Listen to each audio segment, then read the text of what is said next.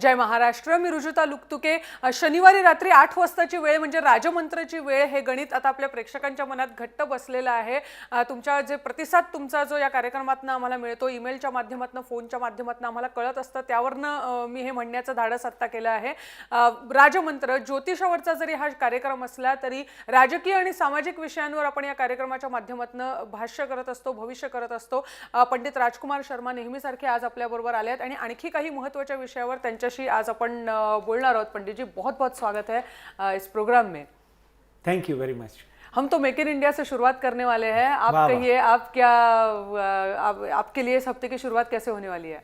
देखिए, सबसे पहले तो पूरा देश बधाई का पात्र है कि हमारे देश में प्रधानमंत्री आदरणीय नरेंद्र मोदी ने जिस तरह के कदम उठाए हैं उस तरह से तो पूरे देश को गौरवान्वित कर दिया है.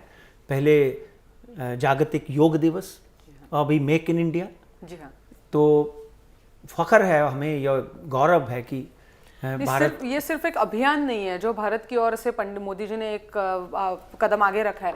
ये दुनिया भर के लिए एक दिशा देने वाली बात है. भारत की मेक इन इंडिया, हम दुनिया भर में सब उद्योजकों को बुला रहे हैं इंडिया में और एक अभियान शुरू करने जा रहे हैं. तो क्या लगता है, जैसी शुरुआत आज हुई है, सक्सेसफुल होता दिख रहा है ये अभियान?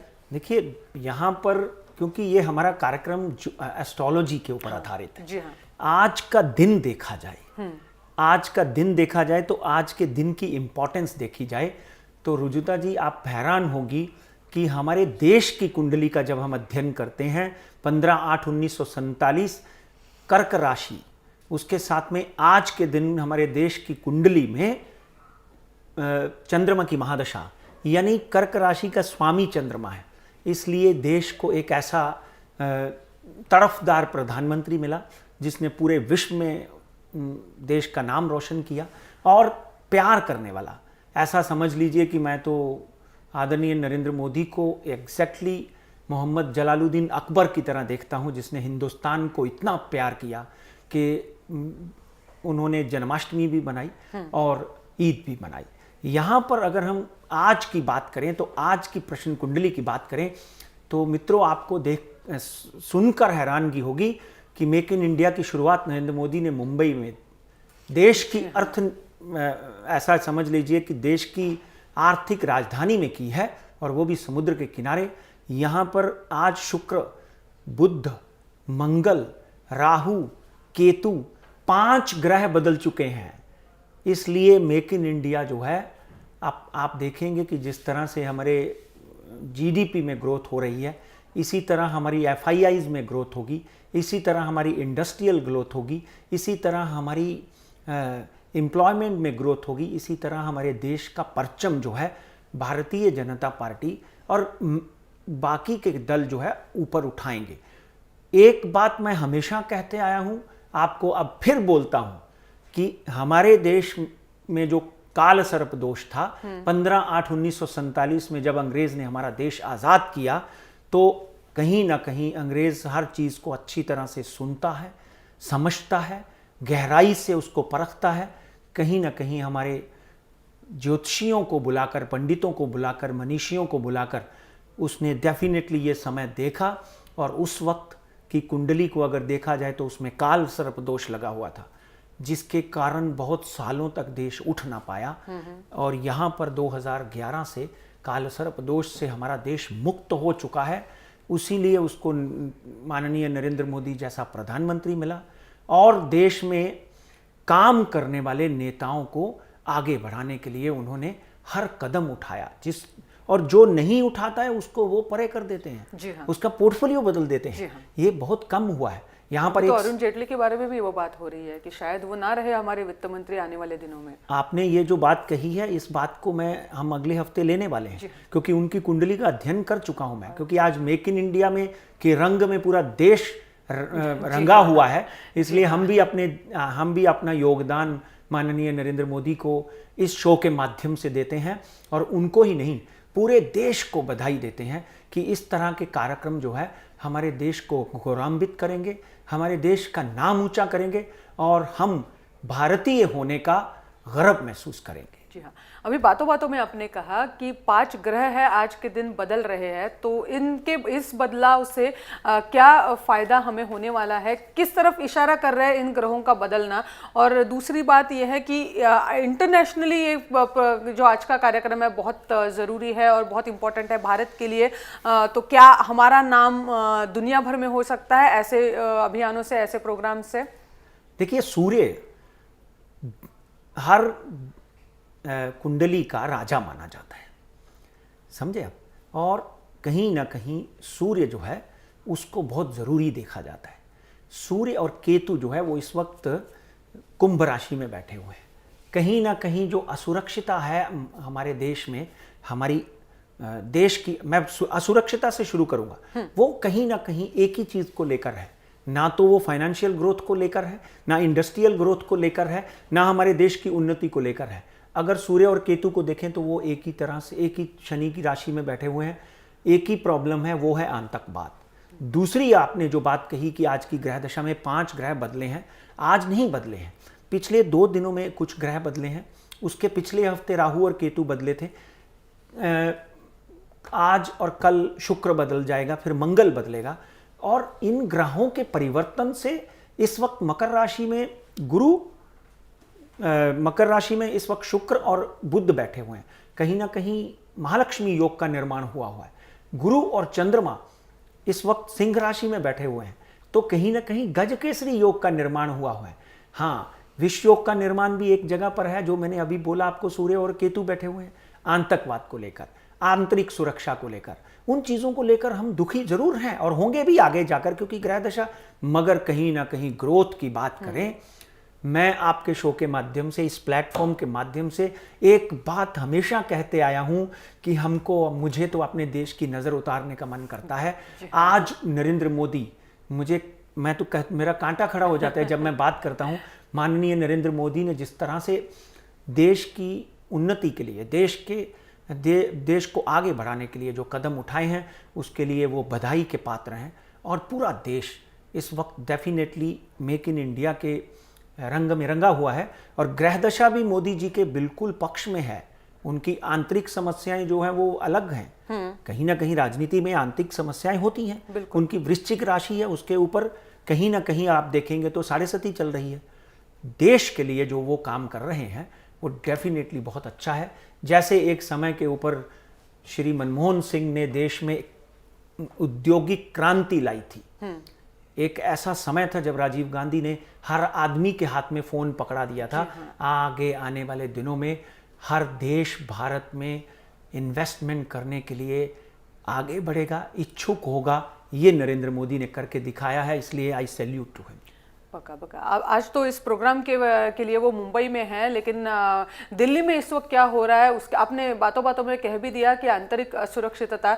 लेकिन क्या ये सिर्फ राजनीतिक असुरक्षितता है मोदी जी के लिए, या फिर जो वातावरण हम आजकल दिल्ली में देख रहे हैं, और वो भी स्टूडेंट्स है, युवा लोग जो है भारत में, वो आज बात कर रहे हैं अफजल गुरु को जो फांसी दी गई उसके खिलाफ बात कर रहे हैं, पाकिस्तान के लिए पक्ष में नारे लगा रहे हैं, और ये सब हमें दिल्ली में, हमारी राजधानी में होते हुए दिख रहा है। उस चीज़ को, ये जो अंदरूनी असमंजस है, उस चीज़ को लेके आप क्या कहोगे? क्या ये ऐसे ही रहेगी, क्या बढ़ने वाली है, या कम होती आपको दिख रही है?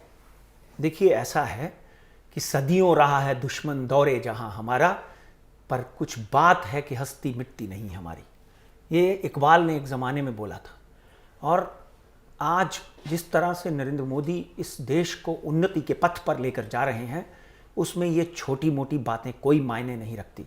मगर यहाँ पर भारतीय जनता पार्टी के सिपाहिसार, चाहे वो नितिन गडकरी हैं, चाहे वो अमित शाह हैं, चाहे वो नरेंद्र मोदी हैं, यहाँ पर ये कसम खा चुके हैं।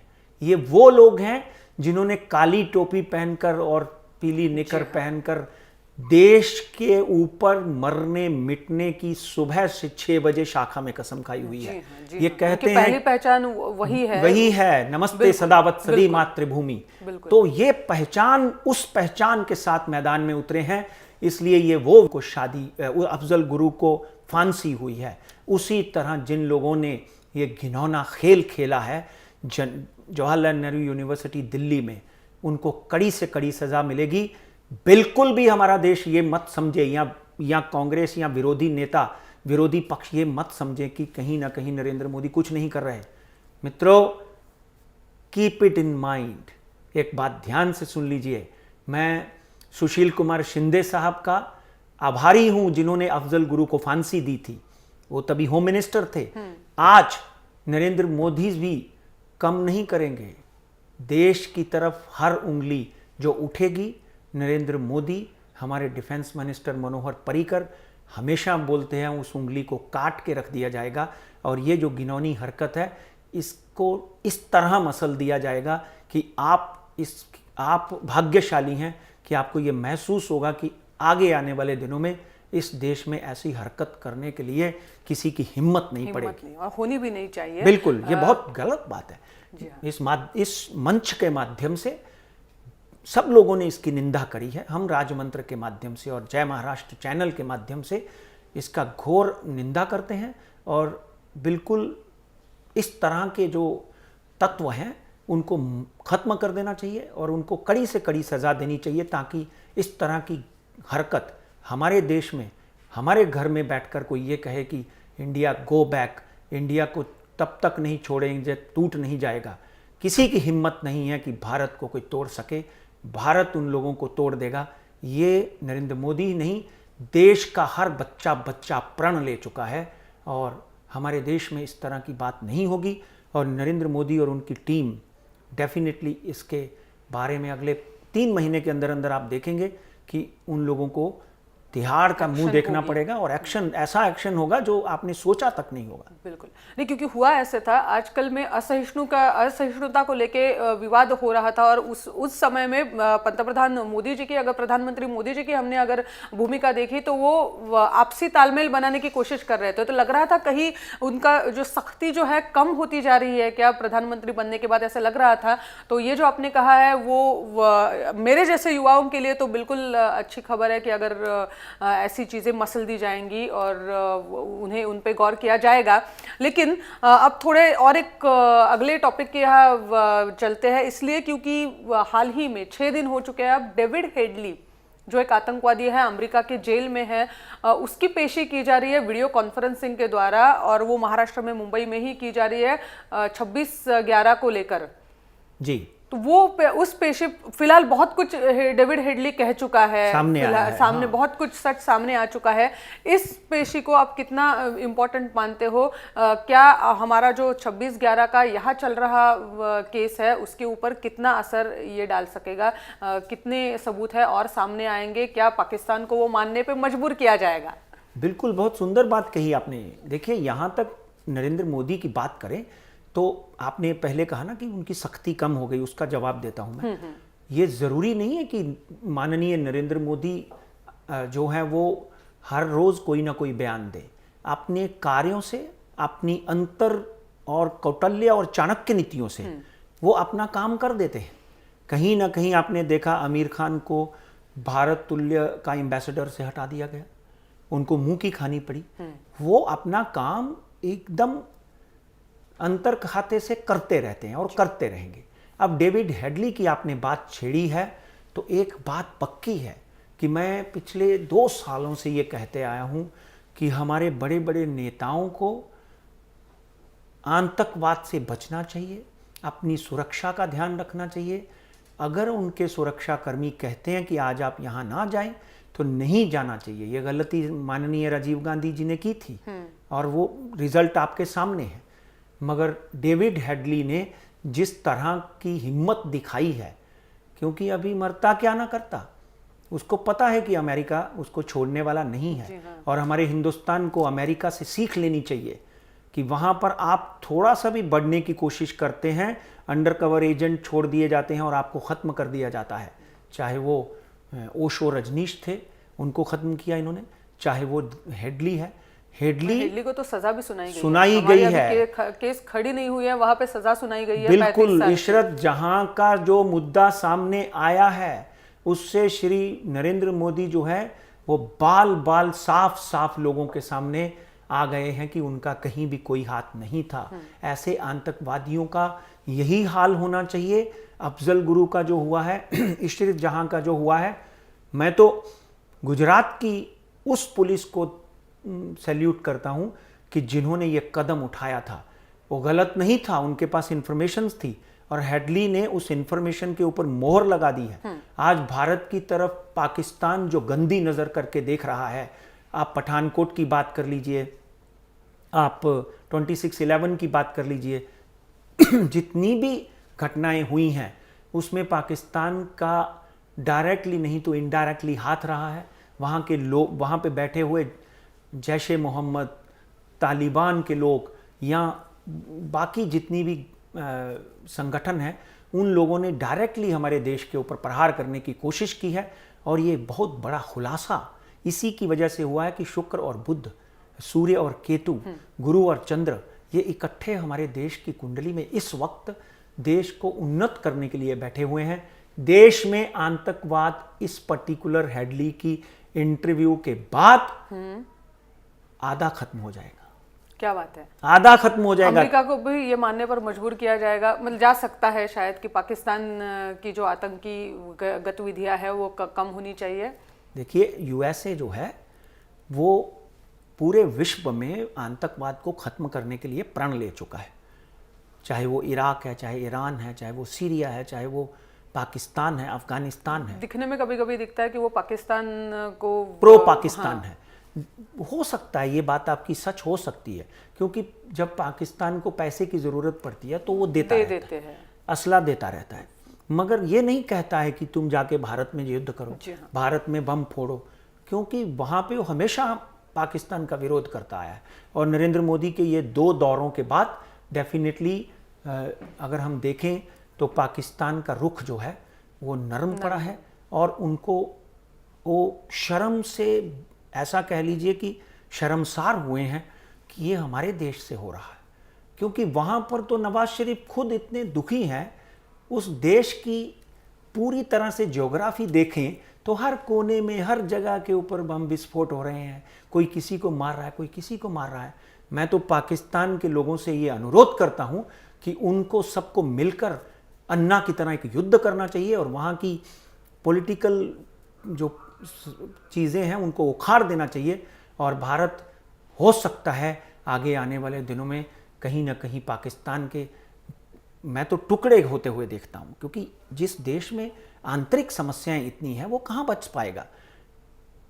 जो अफगानिस्तान और कोहाट का एरिया है वो अफगानिस्तान लेके जा सकता है, लाहौर और कश्मीर हमारे पास आ सकते हैं, कहीं ना कहीं कोई बड़ा देश कराची और सिंध को फ्री पोर्ट बना सकता है।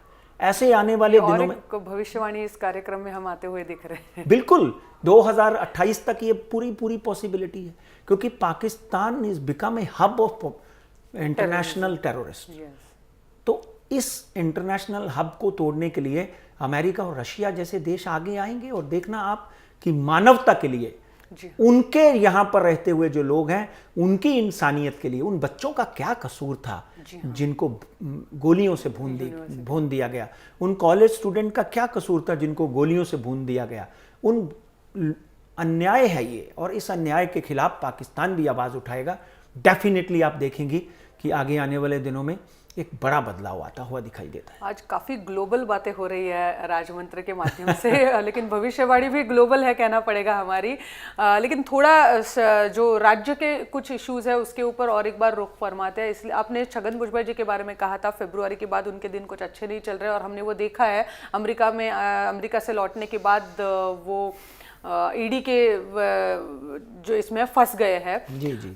लेकिन ये एक लौते राष्ट्रवादी के नेता नहीं लगते हैं जो इस तरह फंसे हुए हैं। क्या कहेंगे अजित पवार और सुनील तटकरे जी के बारे में? देखिए, यहाँ पर दादा की कुंडली की बात करते हैं तो अजित पवार, हाँ, अजित पवार को निकनेम दादा है 22/7/1959 यानी 59।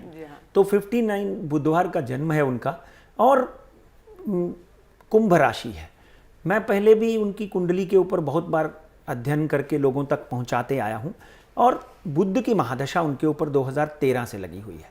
कहीं ना कहीं बुध उनका जो है वो शुभ ग्रह है, बुध उनका शुभ ग्रह है, इसलिए वो हमेशा 2009 से अब तक, वो तो पहले तो डिप्टी चीफ मिनिस्टर भी बने, वो भी हमने भविष्यवाणी की थी, मुझे नहीं लगता है कि अजीत पवार जो है वो किसी तरह की बहुत बड़ी समस्या में आएंगे।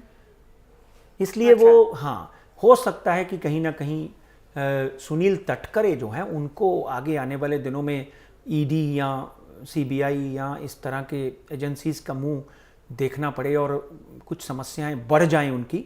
मगर अजीत पवार की कुंडली में कहीं ना कहीं साफ साफ नज़र आता है कि कुंडली के माध्यम से उनके ऊपर किसी तरह का प्रहार मुझे दिखाई नहीं देता। थोड़ी बहुत पूछताछ होकर उनको क्लीन चिट भी दी जा सकती है, जैसे पहले उन्होंने श्वेत पत्र में अपना नाम साफ किया और फिर मुख्यमंत्री बने, क्योंकि he has been challenging the court also. कहीं ना कहीं अजीत पवार की कुंडली में बुद्ध की महादशा है, ये तो आगे आने वाले दिनों में मुख्यमंत्री फिर बनेंगे। मगर सुनील तटकरे जो मुख्यमंत्री या उपमुख्यमंत्री? मुख्यमंत्री भी बन सकते हैं। अच्छा अच्छा। मुख्यमंत्री भी बन सकते हैं, क्योंकि आप शरद पवार जो हैं वो कौटिल्य और चाणक्य नीति के बहुत बड़े ज्ञाता हैं। उन्होंने आज तक अपनी मुट्ठी कभी नहीं खोली, कब क्या करेंगे किसी को अभी तक खोली हुई नहीं है। आज से 50 साल हो गए राजनीति में, उन्होंने आज तक कभी नहीं खोली। और उनकी कुंडली का अध्ययन करते हैं, गंभीर, सुंदर स्वभाव, एक प्रखर नेता, महाराष्ट्र के लिए हमेशा अच्छा सोचने वाला नेता। और कहीं ना कहीं अजीत पवार जो है वो दो ही चीज़ों के लिए मैं उनसे हमेशा अनुरोध करते आया हूँ शो के माध्यम से, क्रोध और वाणी के ऊपर नियंत्रण रखें, क्योंकि 12th हाउस में जिस तरह के ग्रह हैं कहीं ना कहीं क्रोध और वाणी की वजह से वो इस प्रॉब्लम में आ जाते हैं। जैसे उन्होंने लातूर में मुतारी वाला एक बयान दिया था। तो इन चीज़ों को, उनको एक सक्षम नेता के भतीजे हैं और एक खुद भी बड़े सक्षम नेता हैं। डेफिनेटली उनकी आगे आने वाली जो उनकी जो दिन है, किस्मत है, बहुत अच्छी है। हाँ, तटकरे साहब को एक कष्ट निवारण पूजा करवानी चाहिए और हो सके तो हनुमान चालीसा रोज पढ़ना चाहिए। उनके ऊपर कुछ ना कुछ आंच आने के योग बनते हैं।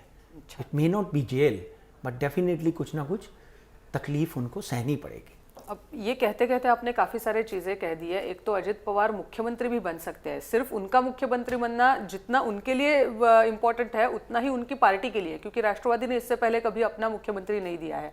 और फिलहाल इस समस्याओं से राष्ट्रवादी गुजरती हुई हमें दिख रही है।